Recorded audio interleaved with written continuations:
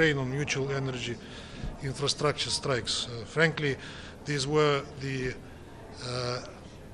most odd consultations I participated in during my time here. I spoke, US spoke, nobody else spoke. That was it. We initially asked for consultations, but our Western colleagues requested a closed briefing by the Security Council,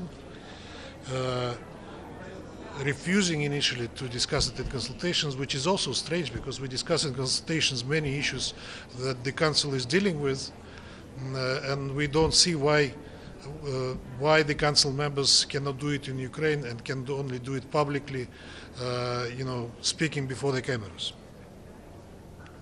As many of you know, the initiative for this limited ceasefire was put forward by President Donald Trump during his phone call with President Vladimir Putin on March 18th. Shortly thereafter, both sides agreed upon a list of specific facilities to be covered by the temporary moratorium. We supported this proposal and immediately issued orders to our military to comply. They even had to undertake extraordinary measures, including intercepting our own drones, which were already heading towards Ukrainian territory. Russia has been from day one strictly observing the terms of this understanding, which was not the case as far as Ukraine is concerned. Although Zelensky publicly expressed support for the ceasefire, in reality Ukrainian forces have largely disregarded it, launching attacks on Russia's fuel and energy infrastructure on a daily basis. Since the moratorium took effect on March 18th, Ukraine's armed forces have conducted over 120 strikes. The targets have included energy facilities in the Krasnodar region, in the Belgorod, Bryansk, Zaporozhye, Kursk and Kherson regions. On April 2nd, we circulated a letter with the list of these violations from 18 to 28th of March as an official document of the UN Security Council. To offer a few concrete examples.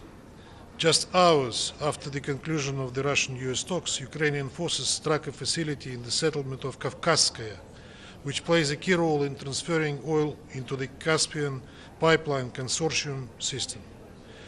This resulted in a fire covering 1,700 square meters. On March 21st, multiple attacks were carried out near the Kursk nuclear power plant, and the Sudzha gas metering station in Kursk region was sabotaged. On March 28th, that station was completely destroyed using HIMARS rocket systems. Between April 8 and 9, a terrorist attack targeting the Karinovskaya compressor station, a key component of the Turk Stream pipeline infrastructure, was hit. Then on April 9th, 2 drones were directed at the Temryuk gas distribution station, putting the city and port's energy supply at serious risk. Today, the armed forces of Ukraine carried out an attack near the Zaporozhye nuclear power plant. A drone was neutralized 300 meters from the plant's premises near Building G, which houses the world's only full-scale reactor hull simulator. These repeated violations highlight Ukraine's unwillingness to engage in any serious effort towards de-escalation or peace. We continue to share updated reports about Kyiv's non-compliance with our partners and with relevant international institutions. And today we posed a question to the Western backers of the Kyiv regime, whether they are ready to pressure Ukraine and make Zelensky observe the terms of the moratorium on the energy strikes. There was no clear answer. As I said, nobody spoke. Just usual attempts to justify everything Kyiv regime does and blame Russia for everything. We will report this to Moscow, and this position will be duly taken into account. As of now, no new directives have been issued by the President of Russia regarding the status of the moratorium. Thank you very much. Ambassador, can you confirm that there is direct talks between Russia and Ukraine in Turkey somewhere to confirm the Black Sea ceasefire? And will there be another Black Sea grain initiative? Nothing that I know anything about. Okay. Ambassador, thank you. President Trump said earlier today that a ceasefire is close, that evaluate these comments, and how do you evaluate the U.S.-Russia negotiations going at this moment? Look, I cannot speak on behalf of President Trump. Perhaps he knows better. What I don't know, how close are we to the ceasefire, is a big question to me personally, because, as I said, we had an attempt on a limited ceasefire on energy infrastructure, which was not observed by the Ukrainian side. So in these circumstances, to speak about ceasefire is simply unrealistic at this stage. And today we were asked at the consultations whether we would be ready for a comprehensive ceasefire. We said that there are big issues with the comprehensive ceasefire, because we remember Minsk agreements, how they were misused and abused to prepare Ukraine for the confrontation, and they were completely in non-compliance with the Minsk agreements from day one. Secondly, given the current situation with the current ceasefire, we doubt that anything else will work. And thirdly, who will be monitoring this ceasefire? These are questions that have no answers. Ambassador, the German government is contemplating giving Taurus missiles to Ukraine. If this does occur, do you believe that this would involve Germany directly into the war? And if I have, it will. It will. If I may, just one more question. The Trump administration is threatening military action if they don't reach negotiations with Iran. How do you evaluate this in general, the threat of using military force I know against Iran? that I hear from the news that negotiations between the US and Iran are ongoing, and we hear from the White House that the preferred option for President Trump is to reach a solution, a political solution on it.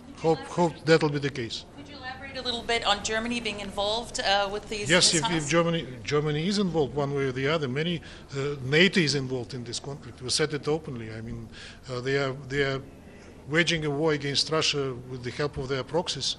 If they supply Taurus, that will be another step in the direction of escalation. Mr. Ambassador, on the topic of Iran, would Russia be open to taking Iran's uranium stockpile as part of the negotiations between the U.S. and Iran? What do you mean? The 60% uranium stockpile, like Russia did during the JCPOA, would Russia be willing to accept that as part of the negotiations between?